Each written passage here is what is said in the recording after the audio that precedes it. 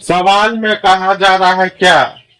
सवाल में कहा जा रहा है कि द्विघात बहुपद के शून्यक ज्ञात करें तथा शून्यकों और गुणांकों के बीच संबंध को सत्यापित करें। सत्यापित करने का मतलब क्या होता है? उसका सही सत्य को पहचान करना, यही क्या कहलाएगा? सत्यापित। इसका कहने का मतलब है ये द्विघात समीकरण है या नहीं।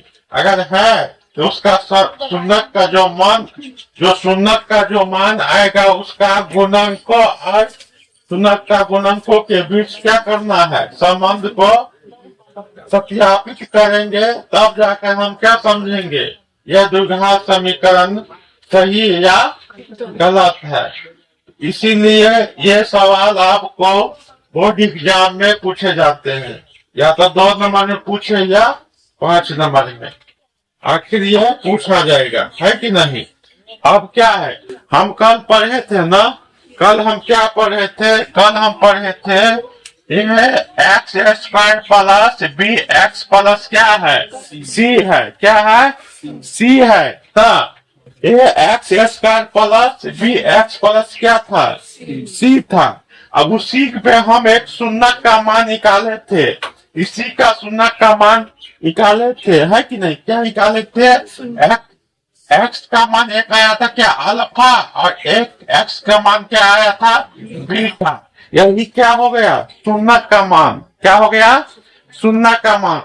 इसका मतलब है कि एक्स का मान आया था अल्फा और एक्स का मान आया था बीटा। कहने का मतलब द्विघात समीकरण का मतलब होता है दो शून्य को क्या करना? निकालना। द्विघात समीकरण का मतलब होता है दो शून्यकों को क्या करना? मान निकालना। क्या निकालना? मान। अब हम इतना तो कल समझ गए ना। उसी में हमको क्या करना है? समीकरण कितना दिया गया है?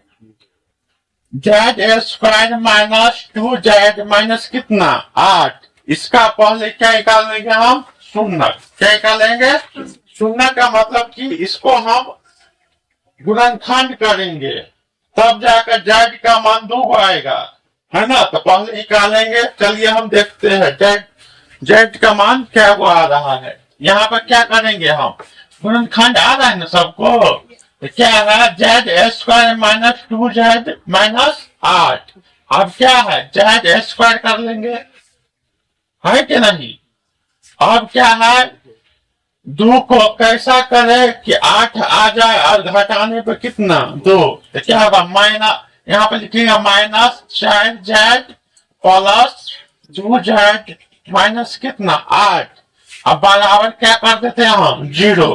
क्या है? तो हमें शून्य का मान निकालना है। जेड का मान क्या आएगा? 2 आएगा। जेड का मान क्या आएगा? 2। तो अब क्या करेंगे हम? इसमें कॉमन क्या चीज होगा? ये दोनों में जेड। तो जेड कॉमन लेंगे तो एक जेड माइनस 4, यही होगा ना।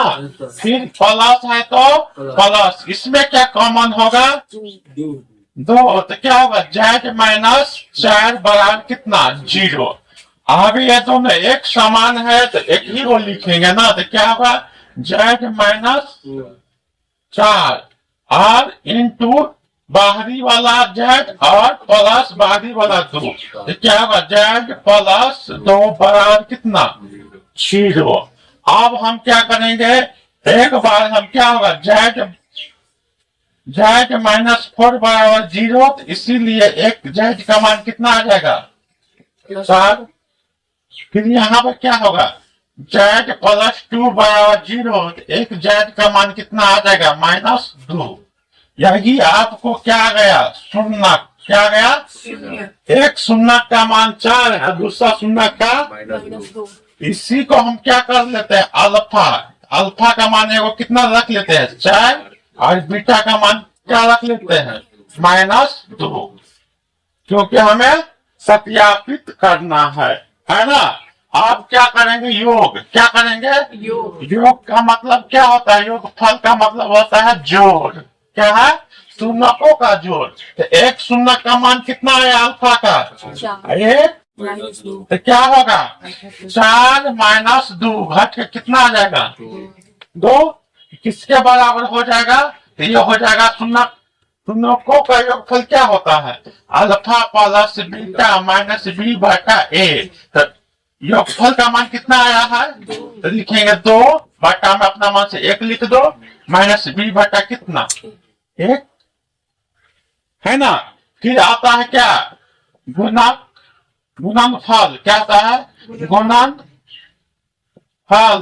तो गुणनफल का मतलब क्या होता है गुना करना क्या होता है तो क्या होगा अल्फा अल्फा इंटू है ना तो 4 गुने माइनस 2 बराबर क्या माइनस 8 इसका फॉर्मूला होता है अल्फा इंटू बीटा सी बटा ए तो इसके पूरा का गुणनफल कितना आया है तो ये अल्फा इंटू बीटा का मान आया है ना तो लिखेंगे माइनस 8 बटा 1 सी बटा कितना ए यहाँ पर आप देखो सत्यापित तो हो गया ना देखो ना यहाँ पर ये किसका बी का मान होता है तो बी का मान कितना आ गया 2 यहाँ पर ए का मान होता है तो ए का मान कितना आ गया 1 ना यहाँ सी का मान कितना आ गया माइनस ए का मान भी कितना है तो 1 सत्यापित हो गया ना तो हम लिखेंगे ये सत्यापित है सत्यापित